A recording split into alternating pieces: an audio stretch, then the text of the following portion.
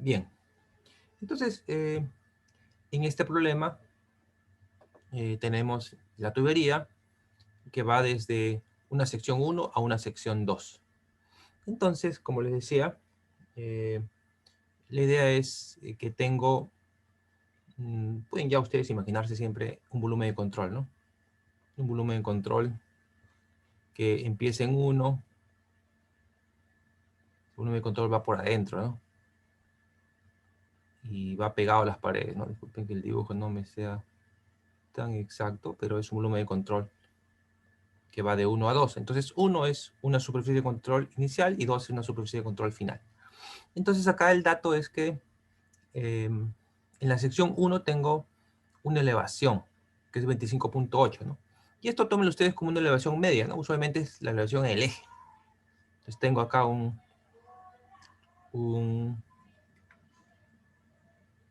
ya pueden ustedes considerar que este es el Z1, ¿no? Una elevación con respecto a un nivel de referencia. Y este Z1 es 25.8 metros, ¿no? Y en 2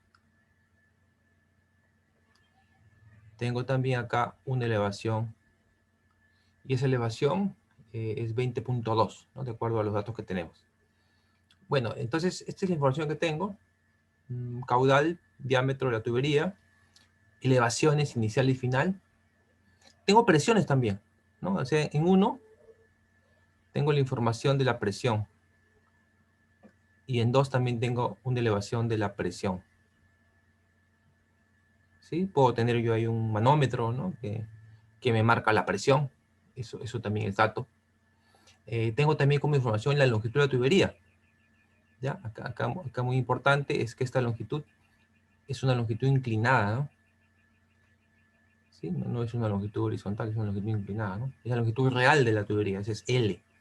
Y esa longitud es 1 kilómetro.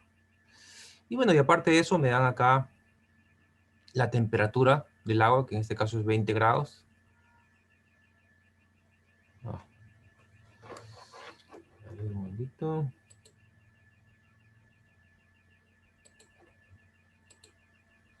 Sí, es 20 grados. Eh,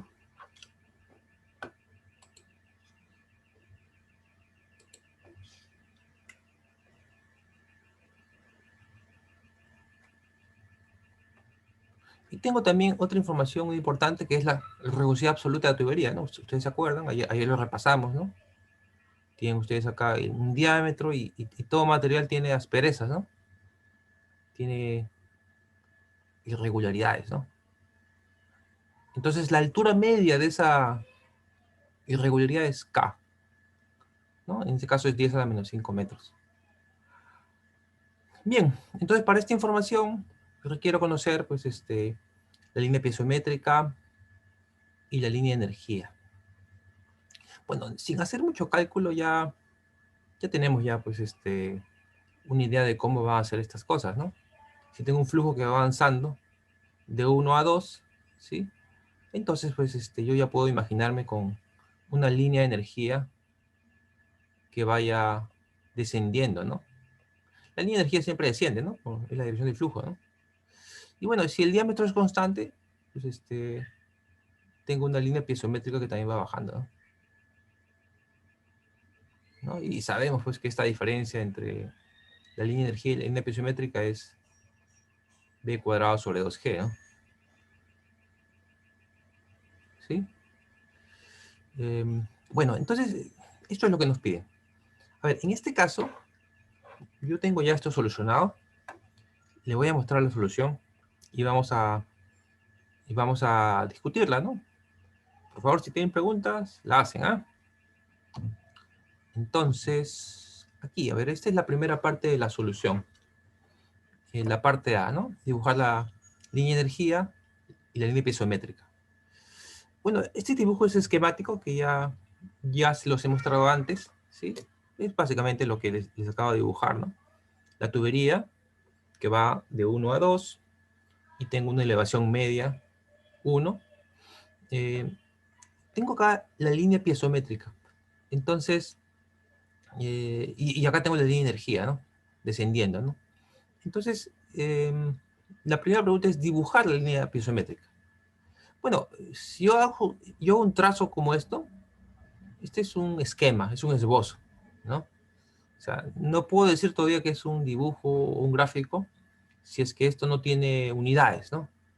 Por ejemplo, yo quiero definir la ubicación de esta línea, por ejemplo, en uno. Entonces, para definir esa ubicación, requiere conocer pues, la suma de Z1 más P1 sobre gamma, ¿no? Ahí está definido, ¿no? Y lo mismo para 2. Y cuando me piden dibujar la línea de energía, también debo definir esta cota, ¿no? Y esta cota la voy a tener, pues, conociendo cuándo vale B1 cuadrado sobre 2G, ¿no? Entonces, vamos a hacerlo aquí poco a poco, ¿no? En este primer caso, yo requiero conocer cuánto vale la energía total en uno para determinar la línea de energía y necesito conocer la, la suma de Z1 más P1 sobre gamma para determinar la línea piezométrica. Bueno, aquí estamos colocando los datos, ¿sí? Z1, 25.8 es un dato del problema. La presión en 1, claro, según el problema, esa presión es 25, perdón, esa presión 1 es 5 kilogramos por centímetro cuadrado, ¿no? 5 kilogramos por centímetro cuadrado. Bueno, si hacemos una transformación de unidades, ¿sí? Para tener siempre las mismas unidades, por ejemplo, si aquí Z1 está en metros, esta presión yo también debería expresarla pues, en metros también, ¿no? O en todo caso, fuerza por metros al cuadrado, ¿no? Entonces, con esta transformación, usted va a tener que la presión es 50.000 kilogramos por metro cuadrado, ¿no? Esa es la presión en 1. Y la carga piezométrica, que es lo que llamamos a P1 sobre gamma, sería simplemente dividir esta presión entre el peso específico del, del líquido. ¿Cuánto sería el peso específico del líquido aquí? ¿Qué me dicen ustedes?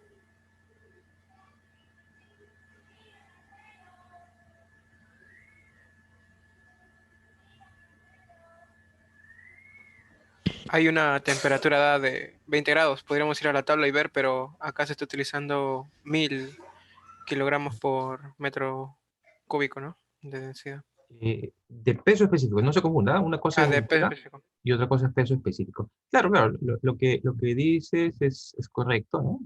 Si nos vamos aquí a esta tabla, por ejemplo, para 20 grados tengo una densidad de 998.2, ¿no? Aquí no se vayan, por favor, a confundir las unidades, ¿no? Porque esta tabla está en sistema internacional. O sea, en esta tabla, estos kilogramos son kilogramos masa, ¿no? ¿Cómo determina el peso específico? Bueno, habría que multiplicar esto por la gravedad, ¿no? Y ya obtendría el valor en newtons sobre metro cúbico, ¿no? O sea, eso es lo que me bota esta tabla. Claro, en la solución del problema hemos utilizado un valor aproximado, ¿no? Por lo general, ¿no?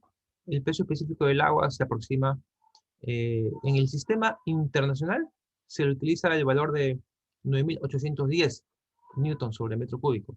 En el sistema técnico, que es el que estamos acá, estamos trabajando sobre 1.000 kilogramos sobre metro cúbico, ¿no? Entonces, sí, aquí estamos trabajando con 1.000, ¿sí? 1.000 kilogramos sobre metro cúbico, pero acuérdense que son kilogramos fuerza, ¿no? En este caso, ¿no? Entonces tenemos acá 50 metros. Bien, entonces ya tenemos, fíjense, tenemos Z1, tenemos P1 sobre gamma. En realidad como que ya está definida, ¿no? La cota piezométrica, ¿no? Y de hecho aquí lo hemos hecho, fíjense. Estamos sumando Z1 más P1 sobre gamma y yo tengo acá una cota piezométrica con respecto a este plano de referencia, ¿no? Para definir la cota de energía, bueno, habría que sumarle la carga de velocidad, ¿no? Entonces la velocidad es caudal entre área, ¿sí? Ya tienen el caudal, tienen al área porque conocen el diámetro, ¿sí? Y tienen este valor, y de esta manera sale la carga de velocidad. Entonces la cota de energía vendría a ser ahora la suma de los tres términos, ¿no? Z1 más P1 sobre gamma más B1 cuadrado sobre 2G. Y eso es 76 metros. Entonces, eh, yo puedo obtener aquí la energía total sumando esos tres términos, ¿no? Que en este caso sería 76 metros. ¿Sí? Es la cota de energía con respecto al nivel de referencia. ¿Sí? Pero bueno, esto es solamente en esta sección, ¿no? Pero claro, yo requiero hacer lo mismo en la otra sección para tener definida esta curva, ¿no? Entonces, en la siguiente hemos hecho lo mismo para la siguiente sección, ¿no? Tengo Z2, ¿sí? Tengo la presión en 2, que es un dato, y aquí lo transformo simplemente en unidades, que es sub 2 sobre gamma, lo calculo. La velocidad es la misma, la carga de velocidad es la misma, ¿sí? Y obtengo la cota piezométrica en 2, ¿sí? Que es 40.2 metros, es la suma de estos dos términos, y tengo la cota de energía. ¿Se dan cuenta? Entonces, de esa manera yo ya tengo ya definidos estos dos puntos y yo ya puedo decir que tengo ya bien definidas las líneas piezométricas y la línea de energía. ¿Sí? ¿Eso está claro para todos?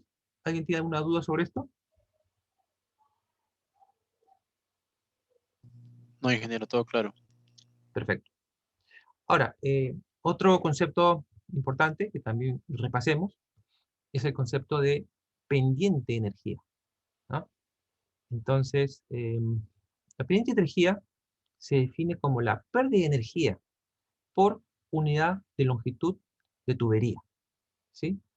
Entonces, por ejemplo, aquí, ¿no? Esta pendiente de energía, ¿sí? Es la diferencia, pues, ¿no? De la energía en uno con la energía en 2 entre la longitud de la tubería.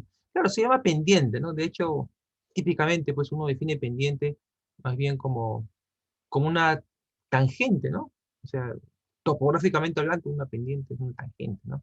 Pero aquí en realidad no se utiliza el concepto de tangente, ¿no? Diríamos acá que el concepto es el seno, en todo caso, ¿no? De este ángulo teta, ¿no? Pues ustedes acá, teta que está aquí, que es la inclinación de la tubería, ¿sí? Va hacia abajo, ¿no? Ahora, este ángulo acá no es teta, no es teta, es otro ángulo, ¿no? Porque no son paralelas estas líneas, ¿no? El eje no es paralela con la energía, pero hablamos de, en todo caso, el seno de este ángulo que tenemos acá, ¿no? Y estaría dado por esta cateto opuesto entre la hipotenusa, ¿no? O sea, esa es la definición de pendiente de energía, ¿no? ¿Cuánta, cuánta energía se pierde por unidad de longitud de tubería? ¿Ok? Entonces, con los datos que tenemos acá, tenemos esta pendiente, ¿no? 0.0356 metros por metro. Y claro, como en este caso las velocidades en 1 es igual a la velocidad en 2, entonces estas líneas serán paralelas y por lo tanto la pendiente piezométrica, ¿sí? También es igual a la pendiente de energía. ¿Ok? Entonces, de esta manera está, creo que bastante claro esta parte A, ¿ya? La parte A está clara. Muy bien. Ahora, pasemos a la parte B. En la parte B se nos solicita calcular la presión de la tubería en la mitad del tramo de recorrido, ¿no? O sea, digamos en un punto intermedio, ¿sí? Un punto intermedio, la mitad, ¿no? Aquí lo vamos a llamar el punto M intermedio. Entonces quiero conocer cuánto vale la presión en este punto. Ya, a ver, pasemos a la solución. Bueno, aquí estamos colocando ya la solución, pero veamos, ¿cuál es el procedimiento que seguimos? Bueno, aquí hemos colocado en principio la figura anterior con los datos, ¿no? Teníamos acá ya la energía definida en 1, 76 metros, la energía definida en 2, sus componentes, ¿sí? Eso está claro. Eh, entonces, nosotros queremos conocer la presión en M, ¿sí? Bueno, en principio, también acuérdense, estaba definida la línea de energía, estaba definida la línea piezométrica. Entonces, en realidad la energía en M, pues estaba dada por la suma, pues, ¿no? De Zm más Pm sobre gamma más Bm cuadrado sobre 2G, ¿no? Eso también está definido. Pero ahorita lo que me piden hallar es la presión en M, ¿no? ¿Cuánto vale esta presión en M? Entonces, lo que podemos hacer, esto en realidad se puede hacer de varias maneras, ¿sí? Vamos a utilizar aquí, digamos, ustedes quieren un procedimiento geométrico basado en este esquema que ya hemos dibujado, ¿no? Entonces, nosotros ya conocemos cuánto es la cota piezométrica en 1, por ejemplo, ¿no? Ya es conocido, básicamente es la suma, ¿no? Z1 más P1 sobre gamma, ¿no? Conozco la cota piezométrica en 1. Entonces, yo podría, yo podría determinar, por ejemplo, la cota piezométrica en M, aquí, ¿no? ¿Cómo? Bueno, simplemente a la cota piezométrica en 1 le quito la pérdida de energía que se ha producido entre 1 y M, ¿no? Y esa pérdida de energía que se ha producido entre 1 y M, bueno, es simplemente el producto de la pendiente de energía o piezométrica, que en este caso es la misma, ¿no? Por la longitud entre 1 y M, ¿sí? Eso es lo que ustedes están viendo aquí, ¿no? De hecho, esto es simplemente geometría, ¿no? La cota piezométrica en M, ¿sí? Es igual a la cota piezométrica en 1 menos la pendiente por la distancia recorrida, ¿sí? Y esto, ustedes conocen los datos, ¿sí? La cota piezométrica en 1 es la suma de 50 más 25.8. La pendiente de energía ya la habíamos calculado en el caso anterior, ¿no? ¿Qué es esto, no? 0.0356. Y la distancia entre 1 y M es 500 metros. Entonces, de esa manera tengo la cota piezométrica en M, que es 58 metros. Y ahora, la presión la determino simplemente de reconocer que, que esta cota piezométrica en M, medida con respecto a este nivel de referencia, ¿no? Es simplemente la suma de Zm más Pm sobre gamma, ¿no? Entonces, yo sé que Zm más Pm sobre gamma es la cota piezométrica en M, ¿sí? Zm, dicho sea de paso, si bien no fue un dato inicial, bueno, por simple geometría, ¿no? Asume que es una tubería recta. Ustedes conocen esta elevación aquí, conocen esta elevación, usted simplemente sale como un promedio, ¿no? Porque está a la mitad, ¿no? Entonces esta cota piezométrica en M sale geométricamente, ¿no? Bueno, y entonces en esta expresión, ¿sí? En esta expresión que ustedes ven aquí, Zm es conocido, la cota piezométrica en M es conocido, eh, y mi incógnita es justamente la presión en M, pues, ¿sí? Si yo simplemente despejo la presión en M de aquí, ¿sí? Y bueno, el peso específico es el mismo valor que hemos usado, ¿no? 1000 kilogramos por metro cúbico, y de aquí sale y se despeja la presión en M, ¿no? Entonces, de esa manera ustedes pueden tener la presión en M, ¿sí? ¿Ok? ¿Alguna pregunta sobre esto? Ok, parece que está claro. Entonces, Ingeniero, una consulta. sí, bien. Esa pendiente energía, ¿hay algunas condiciones en las cuales deja de variar linealmente? No, ¿O siempre varía? de hecho, nosotros vamos a ver más adelante en realidad, pero el concepto de pendiente de energía es básicamente un seno, ¿no? Un seno, ¿no? Entonces, por lo general, y podemos, bueno, en realidad cuando vayamos más adelante y veamos, por ejemplo, las pérdidas locales, vamos a ver que esta pendiente de energía puede tener quiebres, ¿sí? O sea, sí, eventualmente va a tener quiebres. Pero en este caso no tenemos ninguna pérdida local, no tengo aquí un obstáculo local que modifique esto, ¿no? Entonces, esta pendiente de energía sí, puede ser considerado como lineal, ¿no? Porque básicamente las pérdidas de energías se producen dependiendo de la longitud de la tubería, ¿no? Entonces, sin esencia es una relación lineal. ¿Ok? Ok, ingeniero, gracias. ¿Ok? ¿Alguna otra pregunta? Bien. Ok, entonces tengo aquí ya la parte B y vemos la parte C. Clasificar el flujo. A ver, ¿qué tipo de flujo tenemos en este ejemplo? Bueno, esto es más o menos lo que hicimos el día de ayer. Ah, a ver. Ya. Entonces, la parte C. Nivel de turbulencia. Bueno, calculemos el muro de Reynolds, ¿no? La velocidad ya la hemos calculado. El diámetro de la tubería lo conozco. Y la viscosidad también, ¿no? Para 20 grados podemos trabajar con este valor, ¿no? 10 a la menos 6 metros por grado por segundo, ¿no? Entonces, haciendo este reemplazo, podemos tener este número de Reynolds, ¿no? Eh, que es 1.591.000, ¿no? Es mayor de 5.000, por lo tanto, es un flujo turbulento, ¿ok? Que se presenta acá. Naturaleza del contorno, ¿sí? Bueno, acá, realmente para que nos acordemos, esto lo vimos el día de ayer, ¿no? ¿Sí? La naturaleza del contorno, ¿no? Básicamente tenía que ver con una relación entre el valor de K, que es la rugosidad absoluta, y el espesor de la subcapa laminar, ¿sí? Este delta, ¿no? Esto lo vimos el día de ayer, ¿sí? Entonces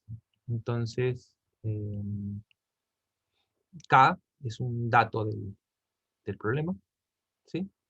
Y delta, el espesor de la subcapa laminar, se calcula como 11.6 veces viscosidad cinemática entre velocidad de corte, ¿sí? Y la velocidad de corte lo obtenemos con esta expresión, ¿no? También lo hemos definido inicialmente, ¿no? Ayer, ¿no? Raíz de G por D cuartos por la pendiente energía. De aquí tengo esta velocidad de corte, y haciendo el reemplazo aquí, tengo que es 4.4 por 10 a la menos 5, ¿no? Entonces, en principio observamos que este K es más pequeño que delta, ¿no? O sea que está inmerso dentro de su capa laminar. Pero claro, la definición es, si K es menor que 0.4 delta, decimos que estamos en el contorno hidráulicamente liso, ¿no? De hecho, acá se cumple esta condición, ¿no? Que K es menor que 0.4 delta. Por lo tanto, es un contorno hidráulicamente liso. ¿Ok? Bien. Por su variación espacial, ¿se acuerdan? El día de ayer nosotros hablamos que si es que observábamos que los parámetros hidráulicos variaban longitudinalmente, estaríamos hablando de un flujo no uniforme, ¿no? En este caso, la velocidad se mantiene constante longitudinalmente, ¿no? Eh, por lo tanto, eh, podemos decir que el flujo es uniforme, ¿sí? Esto también está asociado con el hecho de que la línea de energía es paralela a la línea piezométrica, ¿no? Entonces es un flujo uniforme. Y por último, eh, por su variación en el tiempo, ¿no? En este ejercicio, bueno, veamos acá la figura, eh, las características hidráulicas como velocidad, ¿no? O presión, en una sección determinada, no están variando con el tiempo, ¿no? Entonces, o al menos no lo estamos mencionando en el ejercicio. Por lo tanto, es un flujo permanente. ¿Ok? Es un flujo permanente. Ok. Entonces, eh, esto sería con respecto a este ejercicio. ¿Sí? ¿Alguna pregunta sobre este ejercicio? Ingeniero, una consulta. Sí. Con respecto a su contorno, cuando el K es menor o igual que 0.4 y es mayor o igual a 0.6, tiene nombre, pero cuando está entre esos intervalos, ¿tiene algún nombre? ¿O Transicional. transicional? Sí. Ah, está bien. No está definido, ¿no? O sea, puede estar oscilando, ¿no? Transicional. ¿Ok? Bien, gracias. ¿Alguna otra pregunta? Ingeniero, Sí. en la teoría de ayer decía, ¿no?, que esa ecuación de Bernoulli, el de la energía, no se tomaba en cuenta los parámetros A y B si es que tiene un contorno hidráulicamente rugoso. Alfa y Y en beta. este caso que salga liso, Alfa y beta. sí, alfa y beta. Claro. De hecho, cuando estás en flujo turbulento, ¿sí? Se aproximan a uno, ¿no? Especialmente cuando estás en contorno hidráulicamente rugoso, ¿no? Pero sí, digamos que en la medida que esto sea turbulento, la aproximación como uno está bien, ¿sí? De hecho, se podría hacer el cálculo, ¿no? Se podría hacer el cálculo, pero una aproximación como uno está bien. Por lo general, en nuestras explicaciones de ingeniería civil, ¿ah? Hablo de nosotros los civiles, ¿no? Porque la ingeniería mecánica, ustedes saben, ahí analizan muchas veces el flujos de aceite, ¿no? En esos casos ya son flujos más viscosos, ¿no? Más lentos. Probablemente ahí podrían entrar en la fase de flujo laminar, ¿no? Pero nosotros, los civiles que trabajamos básicamente con agua, eh, generalmente tenemos flujo turbulento, ¿no? Entonces, en flujo turbulento, la aproximación de uno es buena, ¿no? Es mucho más buena si estamos en el contorno hidráulicamente rugoso, ¿sí? Pero igual, en el ISO, sí, aproximar, ¿no? Depende en todo caso del perfil de velocidad que usted tenga, ¿no? Si usted quiere verificarlo, pues simplemente calcula el perfil de velocidades y con la fórmula de los valores de alfa y beta puede determinar cuánto valen los alfa y los beta. ¿Ok? Ok, ingeniero, gracias. Bien. Ok, jóvenes. Entonces, este es un ejercicio, como le digo, básicamente de repaso. ¿Sí? Seguramente varias cosas ustedes ya los han visto en un curso de mecánica de fluidos 1. Entonces, avancemos un poquito más. A ver. Ahora vamos a revisar esta relación eh, con los esfuerzos cortantes, ¿sí? En flujo laminar y turbulento. Bueno, nosotros ayer también hicimos este repaso, ¿no? Eh, ¿qué cosa es un esfuerzo cortante, ¿no? Bueno, dijimos que el esfuerzo cortante es básicamente una fricción, ¿no? Una fricción por unidad de área, ¿no? Un esfuerzo cortante es en esencia un tau, ¿no? Un esfuerzo cortante, ¿no? Entonces, nosotros quisiéramos ver cómo, cómo se comportan estos esfuerzos cortantes en el contexto de un flujo en tuberías. Entonces, para poder estudiar eso, aquí vamos a hacer un pequeño modelito, ¿sí? Lo que ustedes están viendo aquí, bueno, en principio es una tubería, ¿no? Con diámetro D, pero hemos tomado aquí un volumen de control más pequeño que el diámetro de la tubería, ¿no? Es un volumen de control cilíndrico, ¿ok? Cilíndrico. Entonces aquí tengo una superficie 1 y por acá tengo una superficie 2. Bueno, esta distancia entre la pared y el extremo del contorno es H. ¿Sí? H. ¿Ok? Es simétrico, es simétrico. Entonces este es un pequeño cilindro, ¿no? Un volumen de control cilíndrico. Bueno, lo que estamos haciendo aquí es un diagrama de cuerpo libre, ¿no? Entonces aquí identificamos sobre esta cara una fuerza. Sí, ayer también vimos eso, ¿no? Que esta fuerza es una fuerza debido a la presión que, que se tiene sobre esta cara, ¿no? Entonces aquí esta fuerza sería una presión 1 por el área, ¿sí? Y sobre esta cara tendría una fuerza que sería la presión en 2 por el área. Ahora, hay fricción, ¿no? De hecho, bueno, ustedes ya saben que las velocidades en las partes centrales son más grandes, ¿no? Entonces hay una fricción en el sentido opuesto, ¿no? De la capa adyacente, ¿no? Entonces tenemos una fricción, que aquí lo estoy representando con 2 flechas, pero en realidad son varias flechas a todo alrededor de este contorno cilíndrico, ¿no? Entonces, esa fricción la podemos definir como el producto del esfuerzo cortante, ¿sí? El tau sub h, por el área lateral de este cilindro, ¿ok? Bueno, y también ustedes tienen acá un peso, ¿no? Este volumen de control tiene un peso. Bueno, en este caso vamos a descomponerlo, pues, ¿no? En 2 componentes. Una componente paralela al eje de la tubería, que vendría a ser el W seno de teta, y una normal, que es un W cos de teta. Entonces, aquí tengo, en esencia, todas las fuerzas que actúan sobre este volumen de control. ¿Sí? ¿Esto está claro para todos? ¿O alguien considera que falta alguna otra fuerza?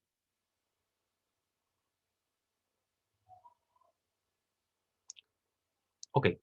Entonces tenemos definidas las fuerzas que actúan sobre este contorno cilíndrico. De hecho, ¿cuál es la incógnita aquí? Bueno, la incógnita, como menciona el título de esta diapositiva, es justamente los esfuerzos cortantes. Yo quiero saber cómo cuantificar esos esfuerzos cortantes. ¿Ok? Bueno, lo primero es cómo relaciono estas fuerzas que están actuando sobre este volumen de control. Bueno, de hecho, este es un volumen de control en movimiento, ¿no? Entonces, yo puedo pensar en aplicar la segunda ley de Newton, ¿sí? Conocemos el concepto, ¿no? Sumatoria de fuerzas en una dirección dada es la masa por la aceleración en esa dirección, ¿sí? Pero claro, en este caso, estamos en un caso de flujo uniforme, porque el diámetro es constante, ¿no? Entonces no hay aceleración. Y si no hay aceleración, por lo tanto, esto es cero, ¿sí? Entonces podríamos decir que esta sumatoria de fuerzas, ¿no? En este caso dada por P1 por A, ¿sí? más el B doble seno de teta, fíjense, porque es la componente en esa dirección, menos P sub 2 por A, menos tau sub H por A lateral es igual a 0. ¿Sí? Entonces, esta relación es la relación eh, que me va a permitir calcular este esfuerzo cortante, el tau sub H, ¿no? Es mi incógnito. Bien.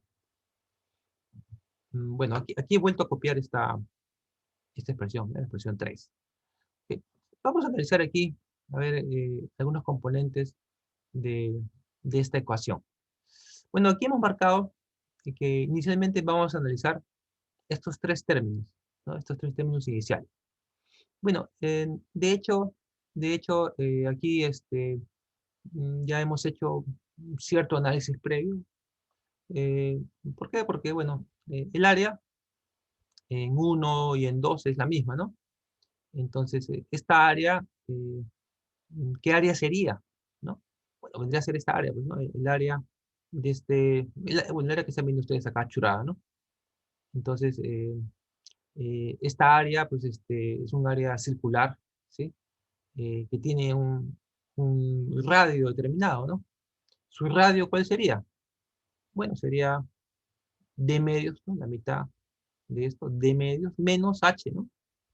Entonces, el radio de esto es D medios menos H, ¿no? Y por lo tanto, su área sería pi por D medios menos H al cuadrado, ¿no?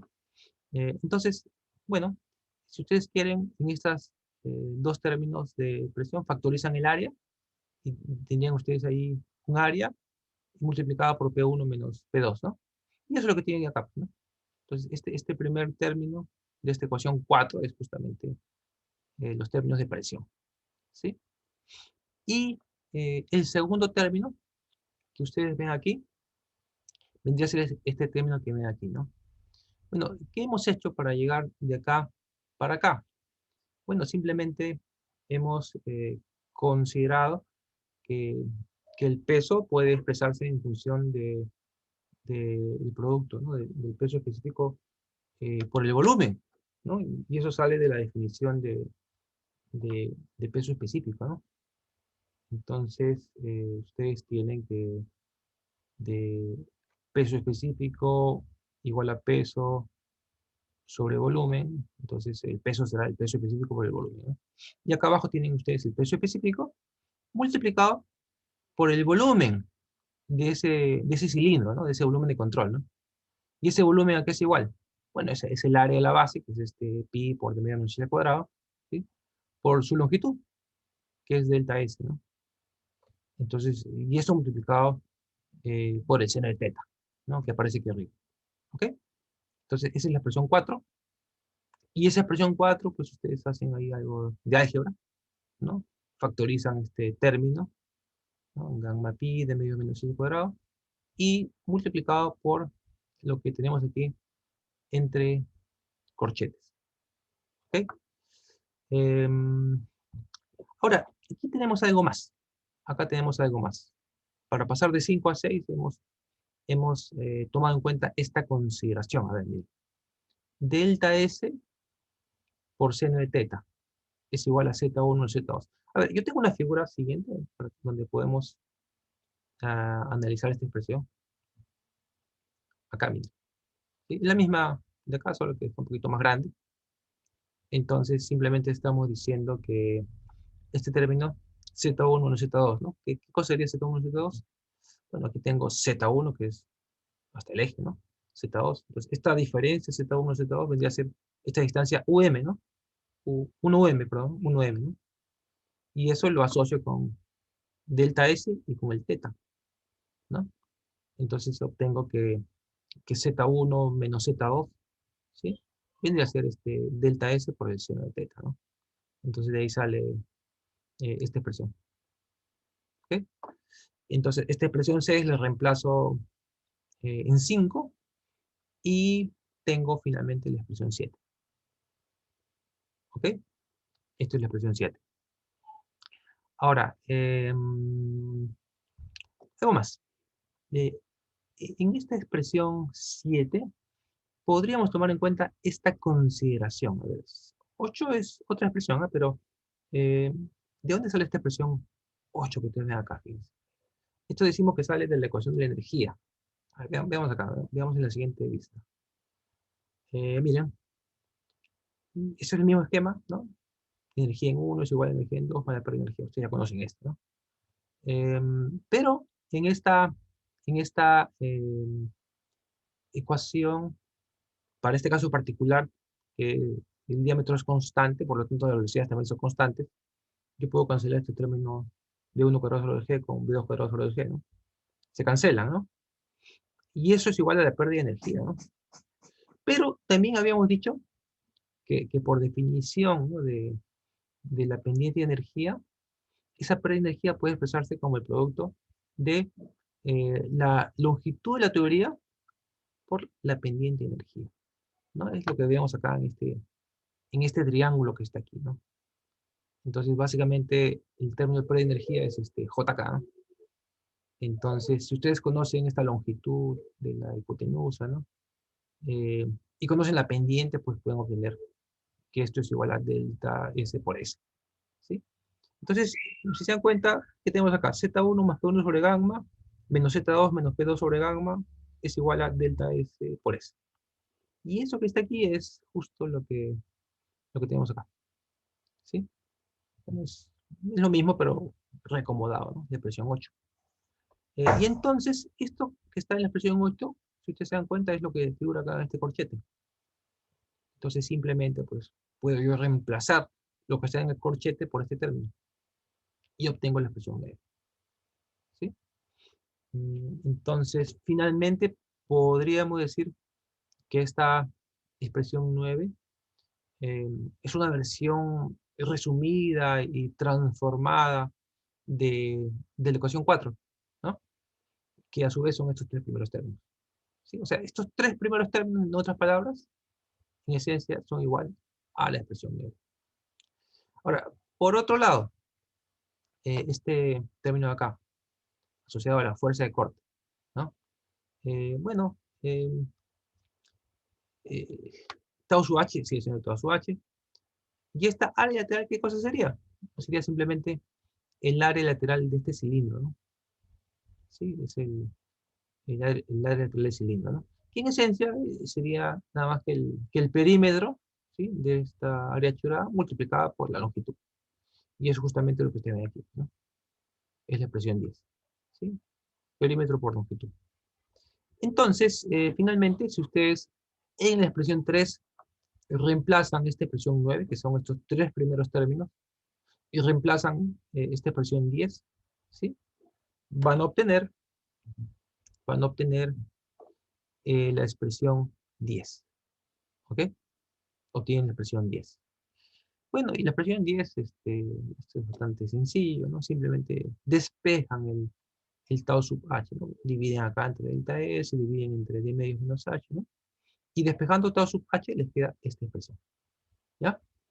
Miren, bueno, esto es a lo que llegamos, ¿no? Esa es la expresión para el esfuerzo cortante en esta pared del volumen de control. Ustedes pueden pensar que este es el esfuerzo cortante eh, a una distancia h de la pared, ¿sí? Esfuerzo cortante a una distancia h de la pared. ¿De qué depende? Depende del peso específico del líquido, fíjense. Depende de esta diferencia, ¿no? De cuarto, o sea, depende del diámetro. Y depende, obviamente, de la distancia, ¿no? A la cual están considerando, ¿no? Y depende también de la pendiente de energía. ¿Ok? Ahora, si ustedes ven la relación entre tau sub h y h, es el tipo lineal, ¿no? Lineal, ¿no? Entonces, si ustedes hicieran un gráfico entre tau sub h y h, es una recta, básicamente, ¿no? Ahora, veamos aquí. Cuando h es igual a d medios, ¿no? Digamos en el centro, ¿no? Si h es igual a d medios, el tau sub h es 0, ¿no? Lo cual me da que el esfuerzo cortante en el eje es 0. Pero cuando h es 0, ¿qué obtengo? Bueno, yo tendría, déjenme ver acá, Aquí no lo coloqué, pero cuando H es 0, yo puedo decir aquí que tengo un tau sub 0 es igual a gamma por d cuartos por S. ¿Ok? Y esto, señores, es la expresión para el esfuerzo cortante que ejerce el fluido sobre una pared de la tubería. ¿Ok? Esto es bien interesante, ¿ah? Porque podríamos decir que es un efecto mecánico que ejerce el agua, ¿no? Es la fricción que ejerce el agua sobre la pared de una tubería, ¿no? Yo creo que a esta altura, pues ustedes ya han pasado mecánica fluidos 1, para todos está clarísimo que el agua ejerce efectos mecánicos, ¿no? Ejerce fricciones. Bueno, probablemente pues nadie ve lo que pasa dentro de una tubería, ¿no? Una tubería está encerrada. Pero esto también, y esto lo vamos a ver más adelante, ¿no? Cuando estudiemos canales, ¿no? Eh, ¿Ustedes han visto lo que pasa en los ríos cuando viene el fenómeno del Niño? Tienen ustedes aquí la sección de un río y tienen ustedes aquí el agua. Entonces, por lo general se ven erosiones, ¿no? Que las orillas se erosionan, ¿no? Y si ustedes tienen acá su casa, ¿no? Pobre ustedes, ¿no? Que se erosiona la orilla y la casa puede caer, ¿no? Entonces, estas erosiones eh, se deben en parte también a las fricciones que ejerce el agua sobre las orillas, ¿no? De hecho, bueno, esto también me adelanto un poquito, pero si ustedes ven un río en planta, estas fricciones son mucho más grandes en los extremos exteriores de las curvas del río. Entonces aquí tienen esto, ¿no? Entonces, bueno, esa es una fricción que ejerce el agua. Y esto que ustedes ven aquí, en una tubería, es también la fricción que ejerce eh, el, el líquido sobre la pared de una tubería. ¿Alguien podría decirme qué tipo de efecto podría ocasionar esta fricción sobre la tubería?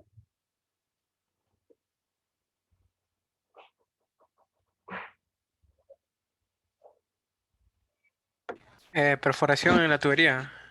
Cavitación. Ca- Probablemente, más que perforación o cavitación, podríamos pensar en un desgaste, ¿no? En un desgaste, ¿no? Dicho sea de paso, probablemente una perforación se deba a un proceso un poco más puntual, ¿no? Y una cavitación también, ¿ah? Por eso vamos a hablar más adelante, ¿ah? La cavitación tiene que ver más bien ahí con efectos de presiones, ¿no? Pero un desgaste, ¿no? Imagínense una fricción continuada, ¿no? Bueno, vean nomás pues la suela de sus zapatos, ¿no? Ustedes caminan por la calle con sus zapatos y cómo su zapato fricciona la vereda, el piso, ¿no? Va desgastando, ¿no? Eh, entonces, quizás esto sería lo más cercano. Bueno, me adelanto también un poquito, me adelanto un poco. Les comento, bueno, ustedes deben saber, pues los ingenieros civiles estamos en todo el Perú y en todas las áreas. Entonces, muchos de ustedes, y me incluyo, pues, han trabajado o van a trabajar en minería, ¿no? Y en minería, ustedes encuentran, pues, que se producen el transporte de relaves, ¿no? ¿Saben ustedes lo que es un relave? ¿Saben qué es un relave minero?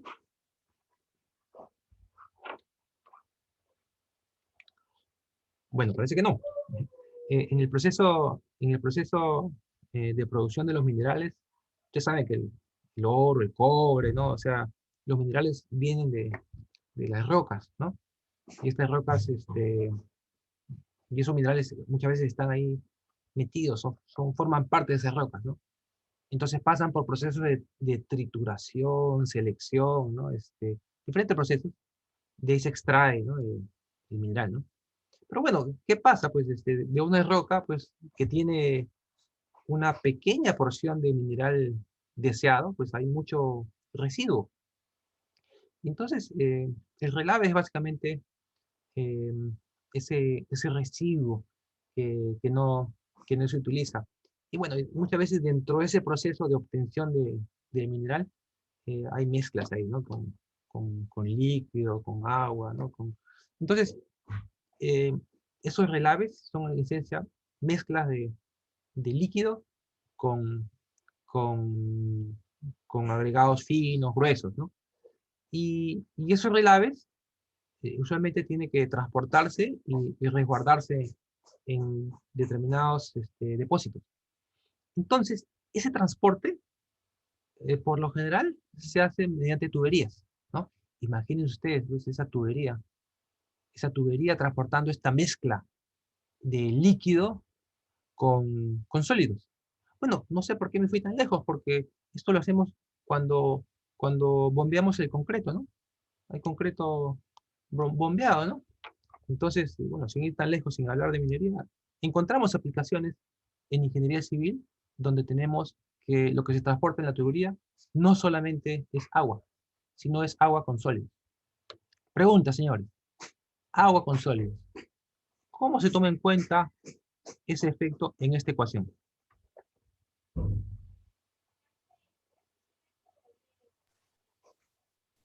Se podría considerar un factor de seguridad para la No, tubería. no nos vayamos tan lejos. Acá, en esos términos, ¿dónde podríamos tomar en cuenta el efecto de que el agua tiene sólidos? En la El peso densidad. específico.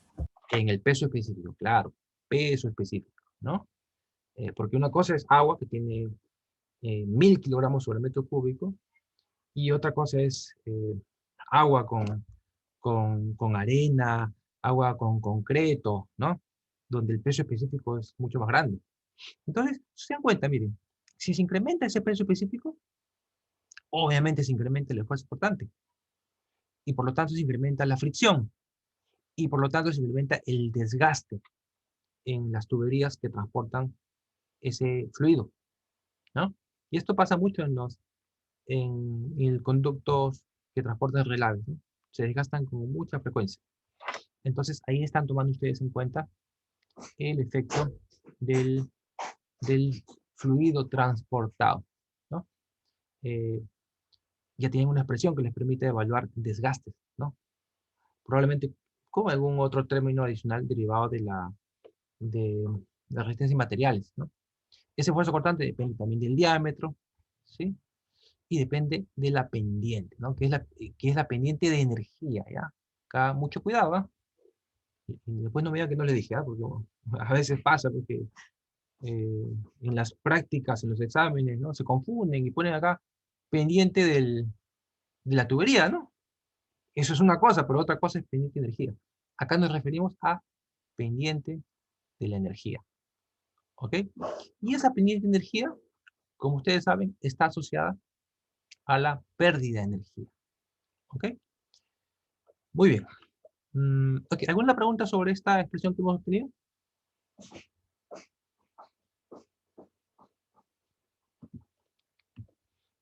Bien, si bien, miren, viene de un proceso físico, matemático, eh, teórico, como a veces gente piensa, ¿no? Pero en realidad es la esencia de nuestra carrera, ¿no?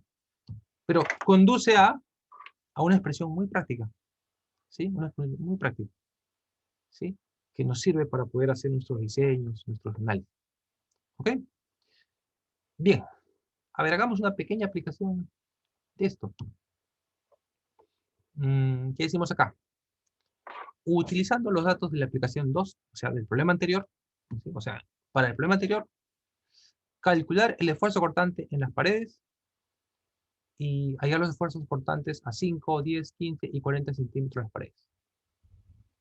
Por favor, ¿podrían plantearlo? Les doy un par de minutos. ¿Cuánto sale el esfuerzo cortante en la pared de la tubería del ejercicio anterior?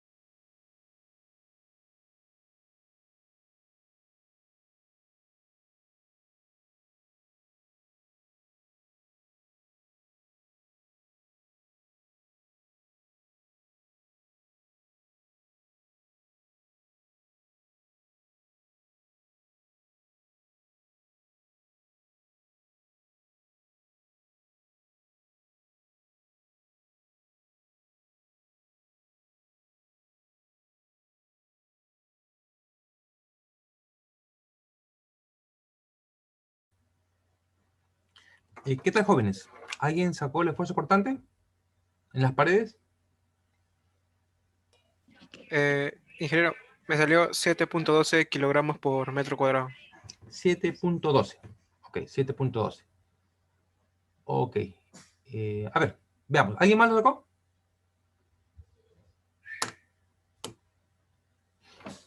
Ok, a ver, veamos.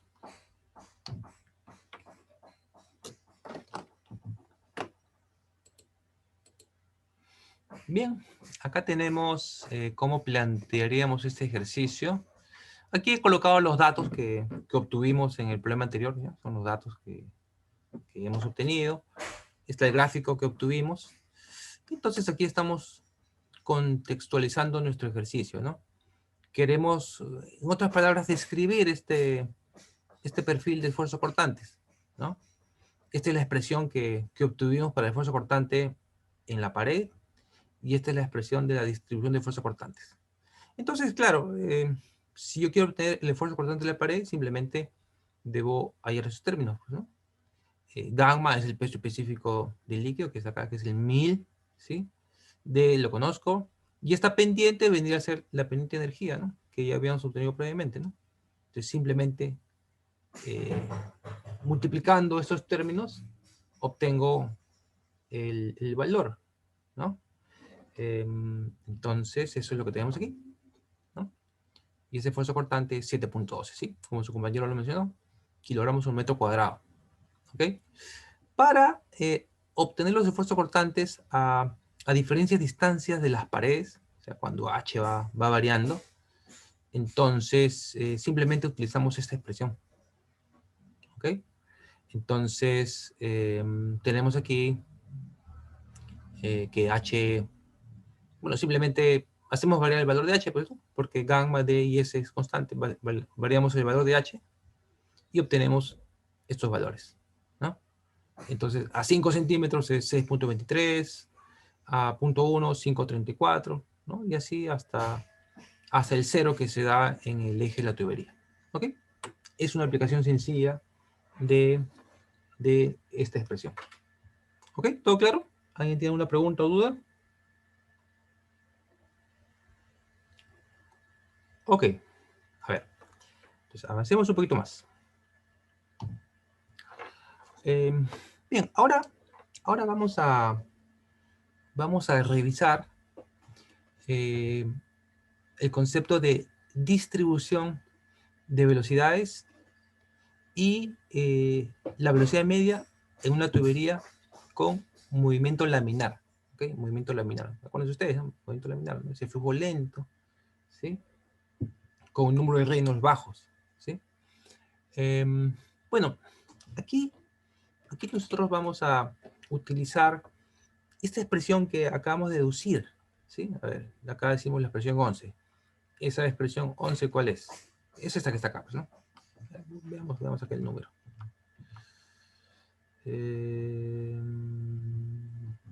Esa está acá, pues, ¿no? ¿Sí?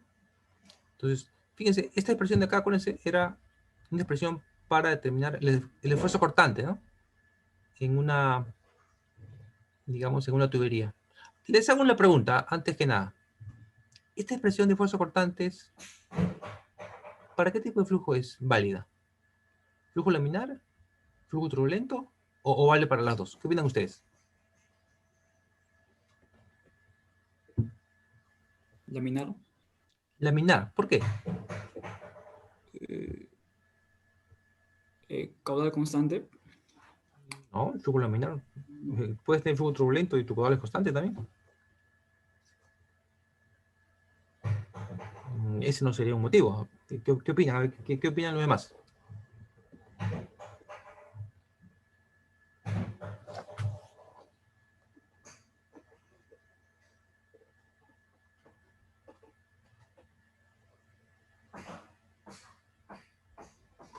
Bueno, siempre es importante tener claro, ¿no? las bases para las cuales fueron planteadas las ecuaciones, ¿no?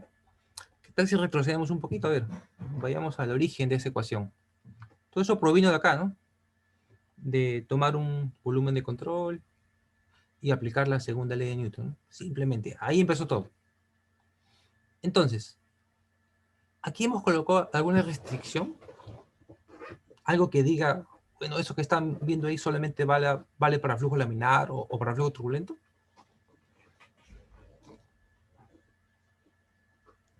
No. No hemos colocado ninguna restricción, ¿no? No hay nada ahí que me indica eso solamente vale para laminado turbulento, ¿no? Entonces podemos decir que esto vale para ambos casos, ¿no? ¿Ok? Partiendo de eso, ¿no? Ya, entonces ese es mi punto de partida, la expresión 11, que acabamos de deducir. Pero, a ver, dice, combinamos la ecuación 11, que es la que acabamos de ver, con esta ecuación de aquí. ¿Conocen esta ecuación? ¿La han visto?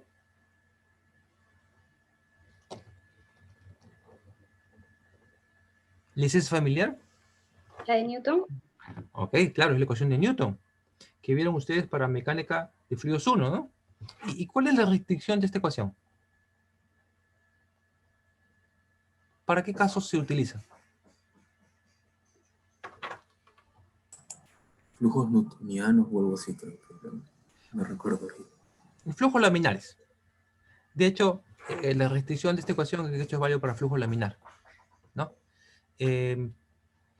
Entonces, mire, la expresión anterior era válida para cualquier tipo de flujo. Esta para flujo laminar.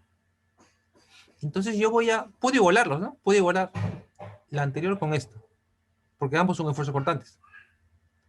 Pero lo que se derive de esto va a ser válido para flujo laminar, dado que esto es para flujo laminar. ¿Ok? Entonces, simplemente haciendo esa igualdad, ¿no? Igualando esta expresión que está aquí, igualo esto con esto, tengo la expresión 12. ¿Ok? Bueno, y de acá el proceso ya es simplemente matemático, ¿no? Porque yo ya he involucrado aquí el término velocidad. Entonces yo podría ahora integrar la expresión 12, ¿no? Integrar ambos términos en términos de... o sea, en este caso la incógnita sería B sub h, ¿no? Acá a la izquierda, ¿no? Entonces integro, ¿sí? Claro, este mu pasa a dividir por acá, entonces tendría esta expresión de acá, la 13, ¿no? Obviamente al integrar aparece aquí una constante de integración, ¿no? ¿Sí? Y entonces, ¿qué obtengo? Tengo una relación entre B sub h y h, ¿sí? Pero a ver, veamos esa constante de integración. Ustedes saben, toda ecuación tiene condiciones de borde. Entonces, en este caso,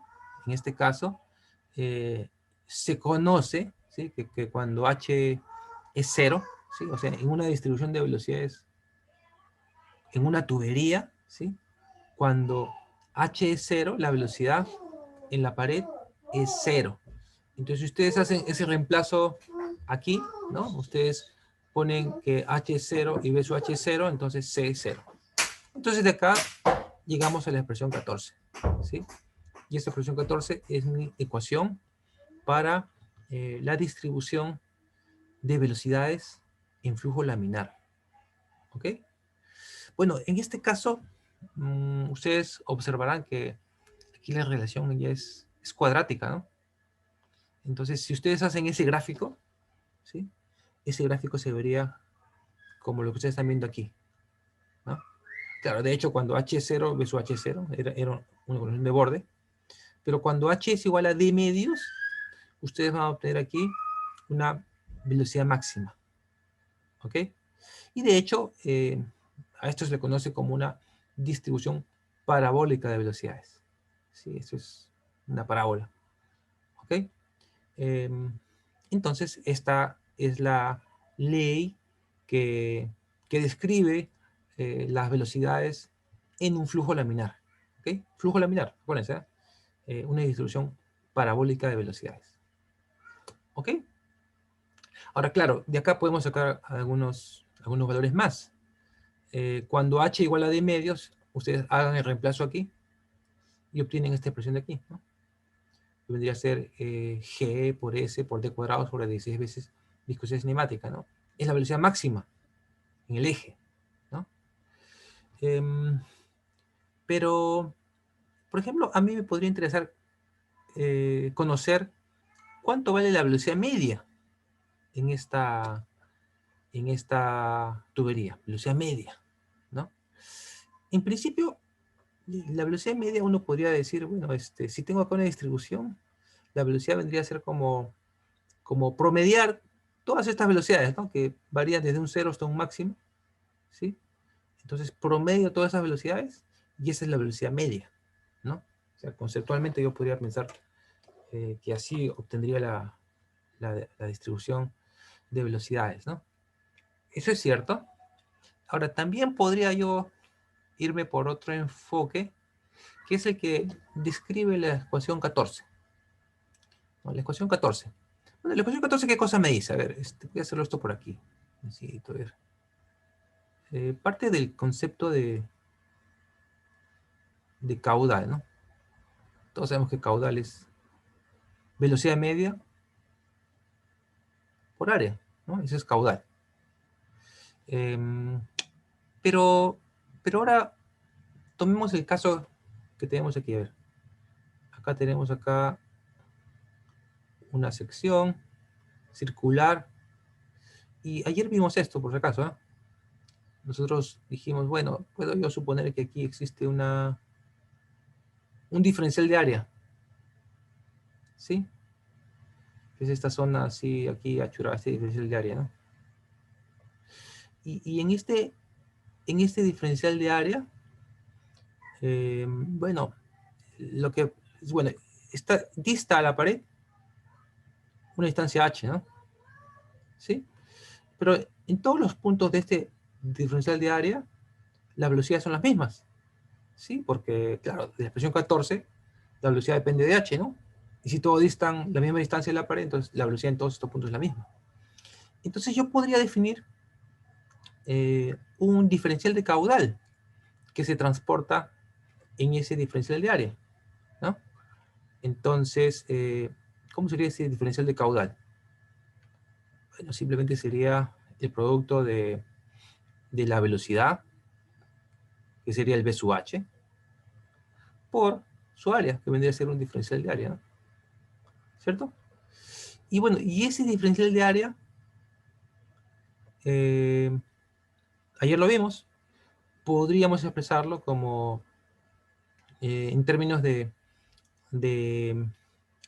su radio, ¿no? ¿Cuál sería su radio de esto? Bueno, ¿cuánto vendría ese radio? Ese radio vendría a ser D medios menos H, ¿cierto?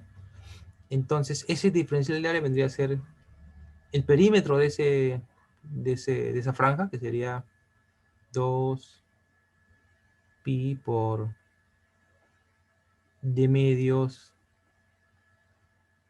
menos H, ¿sí? Disculpen ustedes acá, por el espesor, que vendría a ser un delta H, ¿no? A ver, disculpen, acá no me salió muy bien esto. Voy a borrar, ¿eh? Voy a colocarlo.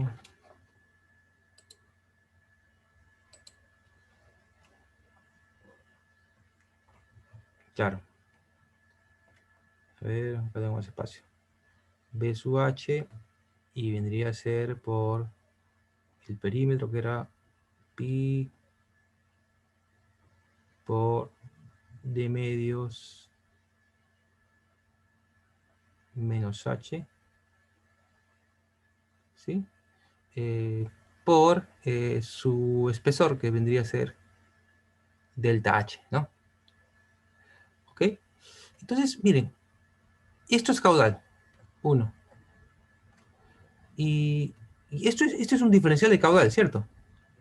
Pero si ustedes integran este diferencial de caudal, tiene un caudal, ¿no? Por lo tanto, tienen ustedes acá que B por A sería la integral de este diferencial de caudal, que vendría a ser esto que está aquí. Y bueno, simplemente despejan la velocidad, pues, que vendría a ser la integral de delta Q sobre A. Y eso, señores, es la expresión 14. ¿Ok? Ustedes hagan ese ejercicio, ¿sí? Me interesa que lo hagan, ¿sí? Y van a llegar a esta expresión. Y esta expresión es la velocidad media en esta sección.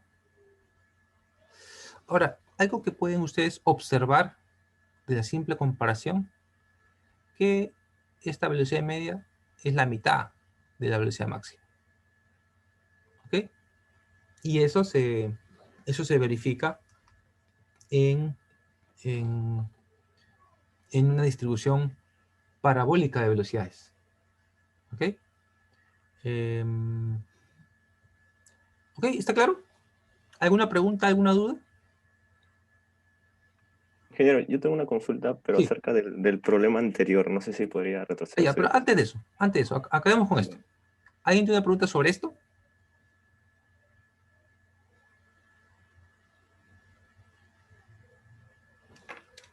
Claro, ingeniero.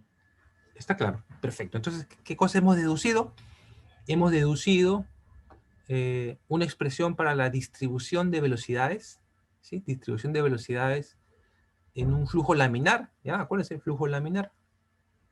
Y hemos deducido también expresiones para la velocidad máxima, que se derivan de ahí, ¿no? Y expresiones para la velocidad media en flujo laminar. ¿Cuándo es el flujo laminar, señores?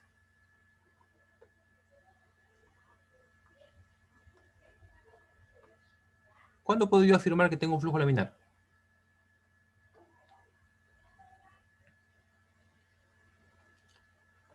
¿Ok? Está en función del número de Reynolds, acuérdense. Ok, bien. Ya, entonces, ahora, antes de pasar a un ejercicio, sí, dígame, ¿cuál era su pregunta que tenía? Sí, ingeniero, en los cálculos que hizo en una diapositiva anterior. ¿Está? No, la siguiente, la siguiente. Ya, aquí. Ajá. Ahí dice el peso específico es igual a 1000, me parece. Así es. ¿Lo pone? ¿No es 9810? Depende del sistema de unidades, ¿no? Aquí estamos trabajando en el sistema técnico, ¿sí?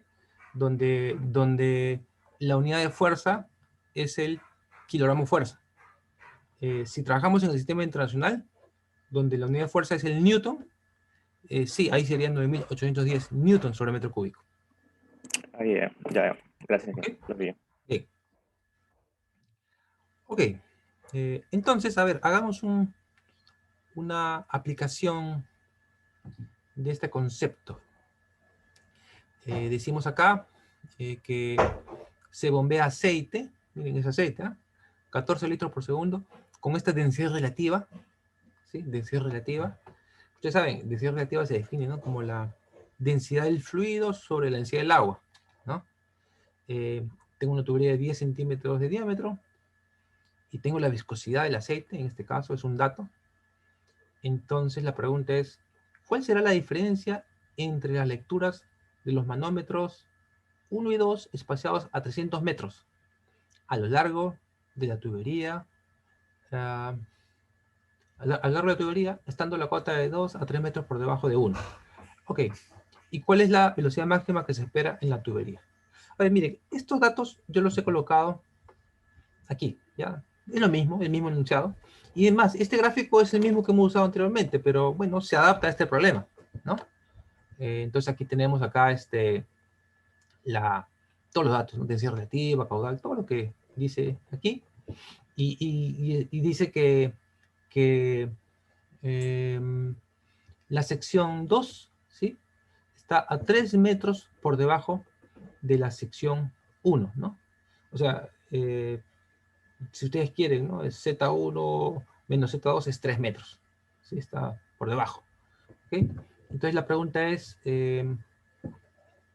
¿cuál será la diferencia entre las lecturas de los manómetros 1 y 2? Ya, miren, en el problema anterior no había ni gráficos, es más, yo en una práctica les puedo colocar un problema así, sin gráficos, sin nada, porque todo está escrito ahí, ¿ok? Pero bueno, acá le hemos colocado este gráfico, ¿sí? Entonces, la pregunta es, ¿cuál es la diferencia de la lectura de los manómetros de 1 y 2? Pregunta, ¿qué cosa mide un manómetro?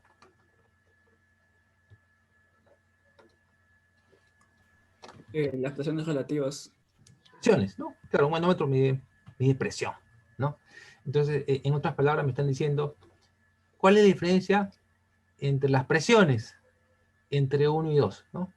¿Cuánto vale presión en 1 menos presión en 2? ¿No? Entonces, un manómetro puede ser de muchas maneras, ¿no? Puede ser ahí una caja con una flechita, por ejemplo, ¿no? O si ustedes quieren, pueden imaginarse que han colocado ahí un piezómetro, ¿no? Y el agua sube, ¿no? Y entonces, esta altura a la cual llega, pues, es una expresión de la presión que se tiene, ¿no? Entonces, queremos saber cuál es la diferencia de presiones entre 1 y 2, ¿sí? Y la segunda pregunta es, ¿cuál es la velocidad máxima que se presentará en la tubería, ¿no? Velocidad máxima. Bueno, probablemente aquí estemos hablando estamos hablando de la velocidad máxima de una distribución de velocidades, ¿no? Porque si esta tubería, digamos, tiene un diámetro constante, pues la velocidad media será constante, pues, ¿no? Entonces ahí hay una distribución de velocidades. Entonces queremos saber cuál es la velocidad máxima. Bueno, aquí he colocado esta ecuación, en realidad no debería haber colocado esta ecuación, disculpen ustedes, ¿no? Por acá no está, aquí se me pasó, no debería estar. Pero de repente les sirve, ¿ok? A ver, me gustaría que ustedes planteen este ejercicio, ¿sí? Les dejo unos 5 minutos, 5 minutos. Por favor, traten de plantearlo y lo pasamos a resolver. ¿Ya? Gracias.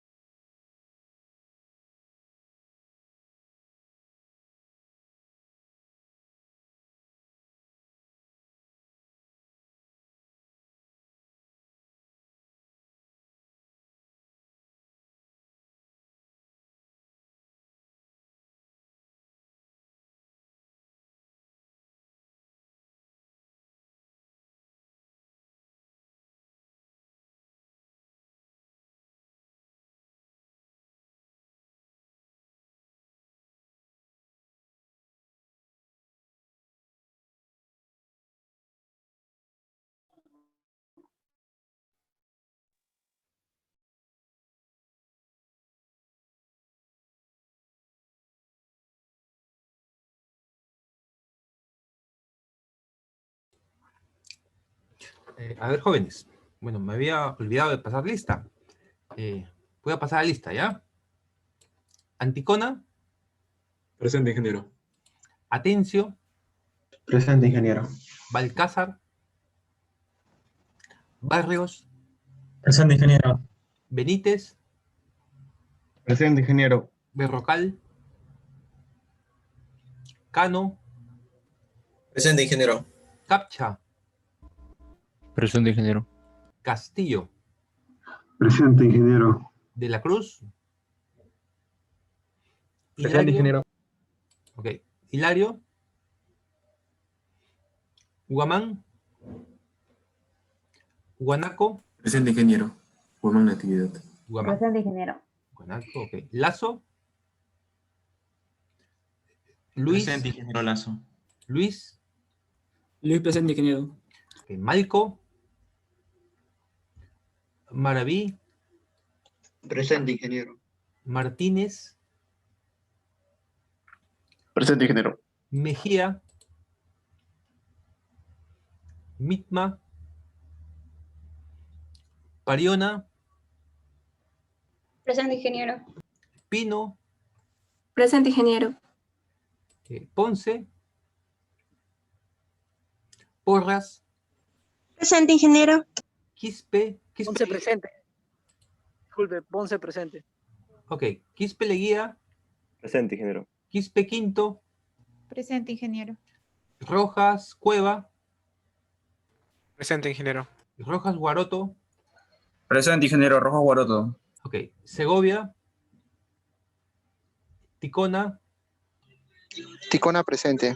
bien. Valdivia, Presente, ingeniero. Valdivia. Vázquez, Presente, ingeniero.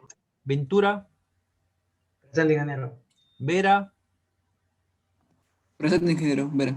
Vilches, Presente, ingeniero. ok. Ingeniero, disculpe, Berrocal presente. Berrocal presente. Sí, gracias. Ok. Bien. Ok, ¿qué tal? ¿Tuvieron algún resultado?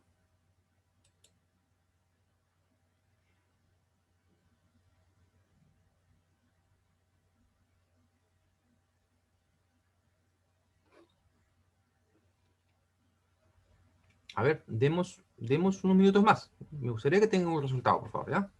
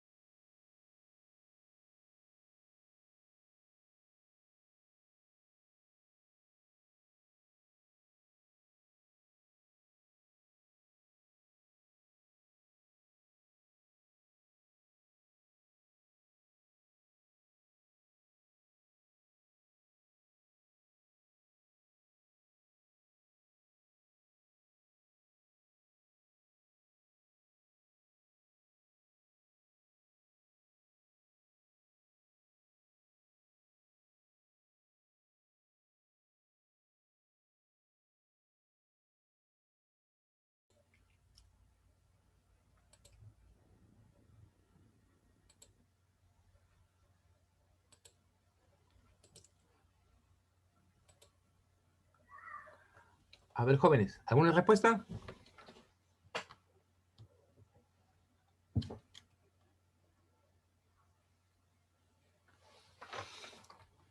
A ver, empecemos. Empecemos con resolver este problemita. Entonces, la primera pregunta es, ¿cuál es la diferencia de lectura entre los manómetros, ¿no? Ubicados en 1 y 2. O sea, en esencia me están hablando de una diferencia de presiones, ¿no?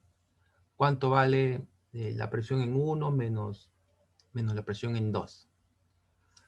Y si se dan cuenta, ustedes también, bueno, los datos son similares a los problemas anteriores, ¿no? Si bien no me dan cuánto vale Z1 y Z2, sí me dan el valor de su diferencia, ¿no? O sea, sí sé cuánto vale Z1 menos Z2, ¿no? Por otro lado, también tengo un caudal, tengo un diámetro, por lo tanto, también tengo una carga de velocidad, ¿no? Entonces, en esencia, lo que se trata aquí es de encontrar una manera de relacionar estas diferencias de presiones, ¿no? Ahora, ¿cómo podríamos tratar de plantear este ejercicio, ¿no? Bueno, si se dan cuenta, es en esencia aplicar aquí la ecuación de la energía, ¿no? Que me va a permitir obtener esta diferencia de presiones. Pero, bueno, una manera de hacerlo es también mediante la pendiente de la energía, ¿sí? Que ingresa en esta ecuación. Bueno, ahora aquí me estoy adelantando un poquito porque saben ustedes que esta ecuación la hemos deducido para una condición de flujo laminar, ¿no? Entonces la primera pregunta es aquí, ¿este flujo es laminar o no? ¿Alguien ha hecho esa verificación? Si este flujo es laminar o no. ¿Se puede utilizar esta expresión o no? Bueno, entonces ustedes saben, para saber si el flujo es laminar o no, nosotros necesitamos calcular el número de Reynolds, ¿no? Entonces veamos la solución.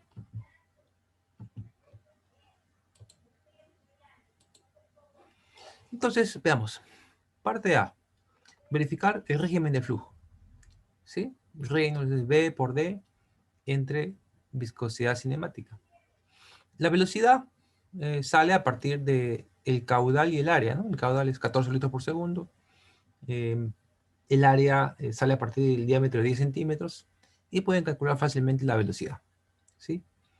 La viscosidad cinemática, ustedes saben que se asocia con la viscosidad dinámica con esta expresión, ¿no? Viscosidad cinemática es viscosidad dinámica entre la densidad del fluido, ¿ok? Y bueno, ustedes tienen acá cómo calcular esa densidad del fluido a partir de la densidad relativa, ¿ok? En todo caso, ustedes pueden obtener los términos que ustedes trabajarían para obtener la viscosidad cinemática, ¿no? La viscosidad, esa es la viscosidad, perdón, esa es la densidad del fluido, ¿no? Que vendría a ser el peso específico entre la gravedad, ¿no? Aquí, bueno, también fíjense en esto, en las unidades, ¿no? Aquí estamos trabajando en unidad técnica de masa, ¿no? Porque en el sistema técnico,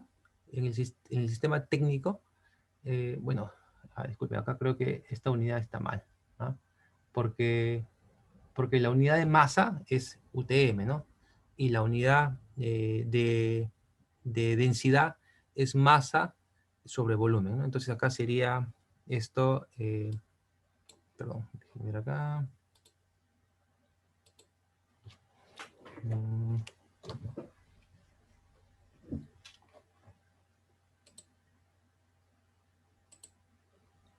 Claro.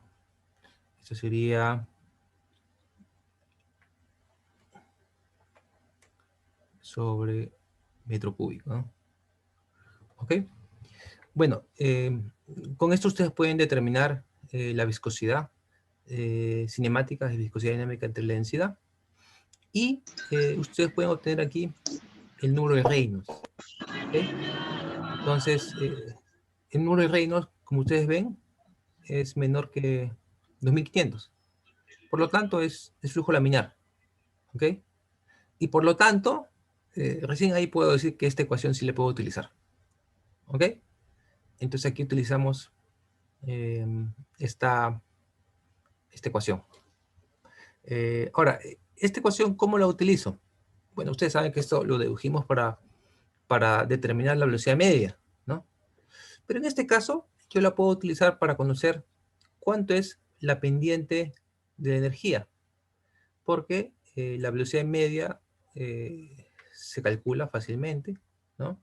El diámetro lo conozco, la viscosidad cinemática lo conozco, y puedo despejar la pendiente de energía. Entonces aquí ustedes están despejando la pendiente de energía de esta ecuación, ¿ah?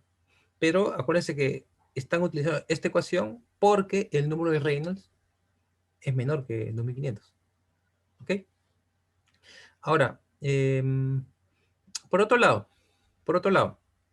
miren, aquí vemos la definición de pendiente de energía. ¿Sí? Es E1 menos E2 entre L, ¿sí? O sea, es la pérdida de energía por unidad de longitud. Y bueno, E1 ustedes saben que es Z1 más P1 entre gamma más B1 cuadrado sobre 2G, ¿cierto? Pero en este caso, la carga de velocidad en 1 es igual a la carga de velocidad en 2. Entonces yo podría aquí colocar Z1 más P1 sobre gamma menos Z2 menos P sub 2 sobre gamma.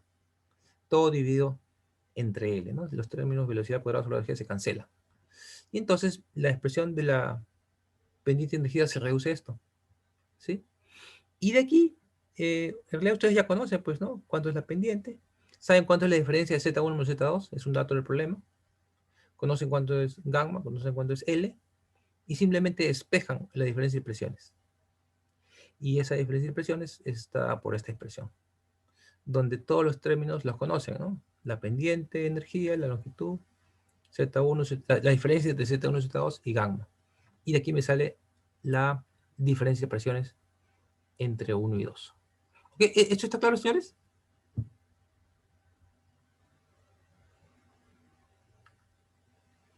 Ok. Sí, ingeniero. Ok. Perfecto. Esa es la parte A, que me pedían allá esa diferencia de presiones. Y en la parte B me decían cuál es la velocidad máxima que se presenta. Bueno, aquí en realidad quizás la pregunta debió ser cuál es la velocidad máxima en una sección transversal, ¿no? Claro que implícito viene el tema que esto se refiere a una distribución de velocidades, ¿no? Distribución de velocidades, ¿no? Y la velocidad máxima se da en el centro. Y ustedes saben que, bueno, acabamos de deducir que para flujo laminar, esta velocidad máxima es el doble de la velocidad media. Y por eso sale este valor. ¿Ok? Bien, señores. Entonces, este es un ejercicio sencillo donde hemos aplicado estos conceptos de flujo laminar, de distribución de velocidades en flujo laminar. ¿Okay? Yo les estoy colocando aquí un ejercicio más, que es para que ustedes lo resuelvan. ¿Okay? También donde van a aplicar estos conceptos. Ahora, yo quería también mencionarles, a ver, yo les he colgado ahí en el, un segundito, les he colgado en el aula virtual, ahí el libro de hidráulica, tuberías y canales, del doctor Arturo Rocha. A ver, estoy tratando de abrirlo. Bueno, ese es un libro en versión digital. Este libro es el libro que yo utilizo para mis clases. De hecho, mis clases diremos que son resúmenes de buena parte de lo que está acá, Usted puede encontrar más detalle aquí, ¿sí? Bueno, empiezo diciendo que este libro fue proporcionado por el mismo doctor Rocha, ¿no? El doctor Rocha, bueno, lamentablemente él falleció el año pasado, ¿sí? El doctor Rocha fue mi asesor de tesis, y fue mi profesor del curso de hidráulica fluvial, pero bueno, él explícitamente brindó este libro para que pueda ser utilizado, ¿no? Entonces, es un libro muy bueno, y ustedes lo tienen ahí como referencia. Entonces, aquí ustedes pueden encontrar un mayor desarrollo de estos aspectos que estamos tratando, ¿sí? Más detalles. Y encuentran acá también aplicaciones, ¿no? Tienen ustedes acá algunos ejercicios, tanto resueltos como propuestos, ¿sí? ¿No? Problemas propuestos, ¿no? Entonces, por ejemplo, yo les recomiendo que para la práctica de la siguiente semana, ustedes estudien, ¿no? Estudien acá, ¿no? No les digo que les voy a preguntar preguntas de acá, ¿no? No. Pero sí tienen acá, digamos, material como para repasar, ¿ya? Y conceptos y aplicaciones, ¿no? Que ustedes pueden ver, ¿no? También en la bibliografía, ustedes que están en el syllabus, que también he colgado, y van a encontrar otros textos, ¿sí? Que también pueden utilizar. ¿Ok? Entonces, este libro se lo recomiendo bastante, ¿no? Otro libro también clásico en hidráulica de canales es el libro de Bente Cho, ¿no? Pero este libro en particular es un libro bastante didáctico. ¿Ok? Ok. La idea del día de mañana tienen ustedes un seminario con la ingeniera Jenny Carpius, que ella es la jefe de práctica del curso. Entonces ella va a hacer algunos ejercicios, ¿sí? Y la semana que viene, el próximo miércoles, tenemos nuestra primera práctica. Y esa primera práctica va a ser una parte de prueba de entrada. O sea, van a ver ahí algunas preguntas donde evaluemos cómo están en mecánica de fluidos 1. ¿Ok? Y otra parte es donde ya vamos a evaluar lo que hemos avanzado. Vamos a tomar lo que avancemos hasta el lunes de la siguiente semana. ¿Ok? El lunes de la siguiente semana. Y lo que hagamos el martes ya no lo pregunto, ¿ya? Porque, bueno, digamos que el día anterior a la práctica ya no tuvieron mucho tiempo para estudiar. Pero sí hasta el día lunes de la siguiente semana. Entonces, por favor, revisen, ¿ya? Aspectos que les puedo recomendar. Unidades. Por ejemplo, hoy día, por ahí ya he visto algunas confusiones clásicas, ¿ah? Confunden densidad con peso específico, ¿no? Y así lo calculan y entonces les salen resultados que no están bien, ¿no? Problemas de unidades, por ejemplo, ¿no? Sistema internacional, sistema técnico, ¿no? Sistema inglés, transformaciones entre unidades.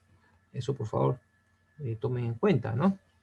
Y en esencia, bueno, ya hemos hecho nosotros ya un pequeño repaso, ¿no? Algunos conceptos de estas leyes de dinámica de fluidos que hemos chequeado, ¿no? Entonces, básicamente, bueno, en realidad no es tanto para que estudien para la prueba de entrada de mecánica de fluidos 1, ¿no? Simplemente queremos saber en qué estado están, ¿no?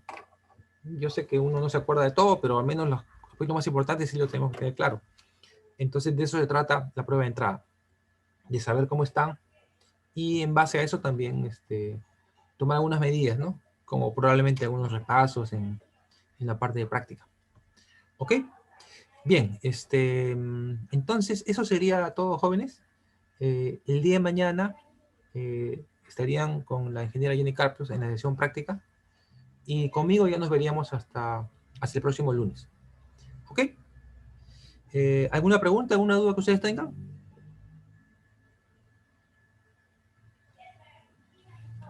Ok, jóvenes. Entonces nos quedamos acá, pues, ¿ya? Y gracias a todos, ¿ya? Hasta la siguiente semana. Ingeniero, disculpe, una consulta. Sí. Entonces la próxima semana es la prueba de entrada nomás. Prueba de entrada y práctica. O sea, los dos juntos. Así es, los dos juntos. Sí. Ya, está bien. Ok, ingeniero, gracias. Sí, gracias a todos. Hasta luego. Buenas tardes. Buenas tardes.